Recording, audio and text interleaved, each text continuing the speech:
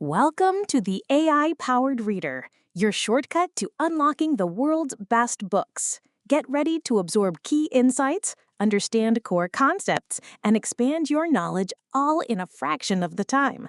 Let's dive in. All right, today we're diving into Anne Applebaum's book, Autocracy, Inc. It's a game changer, really, because it argues that we've been looking at modern dictators all wrong. And that mistake, well, it could be absolutely catastrophic. So, let's start with a simple question. When you picture a dictator, what pops into your head? Seriously, try to get an image in your mind. Is it some general, covered in medals, shouting at a huge crowd? For most of us, it's something like this, right? A single, brutal, strong man who rules his country with an iron fist. Applebaum calls this the cartoon image, and her whole point is that while it's a familiar picture, it's also dangerously misleading today. Because the reality in the 21st century isn't just one guy in a palace anymore. Nope, it's a network. A global, sophisticated, and deeply interconnected web of authoritarian states and all the people who help them stay in power. They're not isolated tyrants, they're business partners. Okay, so let's get into the heart of her argument, because this is it. She gives this network a name that is just as brilliant as it is, frankly, chilling. Autocracy Incorporated. Look, you got to forget the old Cold War model, communism versus capitalism. This is not about ideals, it's about deals. It literally functions like a massive corporation where the only business objective is to keep the people at the top rich and in power, forever.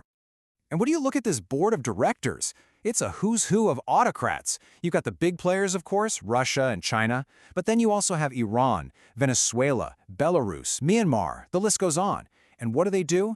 They share security techniques, they trade surveillance tech, they swap propaganda tactics, they're all learning from each other. So what's the glue holding this whole corporation together? What's the main business model? It's actually pretty simple. It's greed. We're talking about kleptocracy on a global scale, and the craziest part is that it's all powered by the very financial systems that democracies created. Now, this is where it gets really interesting, because we kind of helped build this. After the Soviet Union collapsed, the West was on a high. We truly believed in this idea of Wandel durch Handel, change through trade. The whole theory was, hey, if we just open up our markets to countries like Russia and China, their societies would naturally open up too. They'd become more like us. And this quote, it's the perfect snapshot of that optimism. We really believed that our technology, our economic systems, they were inherently forces for freedom. We thought that by connecting the world with the internet, we were just exporting democracy. The autocrats, we figured, had no chance of keeping up. But man, we had it completely backwards. Terribly backwards. The autocrats didn't adopt our democratic values. They co-opted our tools. Our open financial systems, with all their anonymous shell companies and legal loopholes, became the perfect laundromat for the billions and billions they were stealing from their own people. And this just shows you that it's not some abstract financial game happening far away. It has devastating, real-world consequences right here at home. So, a Ukrainian oligarch allegedly loots a bank. He then cleans the money using shell companies in places like Delaware, of all places. And then what does he do? He buys a steel mill in Ohio. And the result? The mill is bled dry, and 200 American families lose their livelihood. That's the rot of Autocracy Incorporated, spreading right into our own communities. So let's see how this whole thing builds, because it's not just about stealing money. You also have to protect the racket. And to do that, you have to control the story. You have to wage information warfare. But listen, this is not your grandfather's propaganda. Soviet propaganda, for all its faults, it tried to sell a vision of a better future, a worker's paradise. The goal of 21st century autocratic propaganda is the total opposite. It's not meant to inspire, it's meant to exhaust you. The message isn't, we're great. It's everyone is terrible, democracy is a joke, and there's no point in even hoping for anything better. So the key here is how they get this cynical message out. They use a tactic called information laundering. And yeah, it works exactly like money laundering. You take a lie that was cooked up in Moscow or Beijing, and you pass it through so many different websites and social media accounts and friendly commentators that its origin gets completely erased. The whole conspiracy theory about U.S. biolabs in Ukraine is a perfect example. It starts in Russian state media. Then, a partner in Autocracy Inc., Chinese state media, picks it up and blasts it out to a global audience. And finally, it gets picked up by domestic conspiracy theorists in the West. And all of a sudden, it feels like a genuine, homegrown debate. It's a seamless, global assembly line for lies.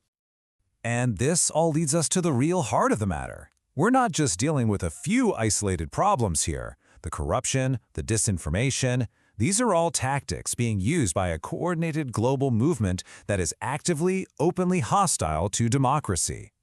And you don't even have to read between the lines. Russia's own foreign minister, Sergei Lavrov, said it right out loud. He's telling us, flat out, that the war in Ukraine was never just about Ukraine. It was a violent declaration of war against the entire international system and all of its rules. And sure enough, the moment the invasion began, the network lit up. The business partners all stepped up to the plate. Iran sent over drones, North Korea shipped artillery shells, and China provided that crucial economic and diplomatic shield. This wasn't a theory anymore. This was Autocracy Inc., operating as a real-world military and political alliance. Which leaves us with the one absolutely essential question that Applebaum leaves us with. The members of Autocracy Inc., they know what unites them. It's a cynical, shared interest in protecting their own power and their own wealth. They work together. They're focused. So, what about us? In the face of their unity, are the world's democracies united by anything at all? And if we are we willing to actually act on it? That's all for this episode of the AI-powered Reader. We hope today's summary sparked new ideas and brought you valuable insights. If you enjoyed what you heard, please subscribe wherever you get your podcasts and consider leaving a review. It really helps others discover the show.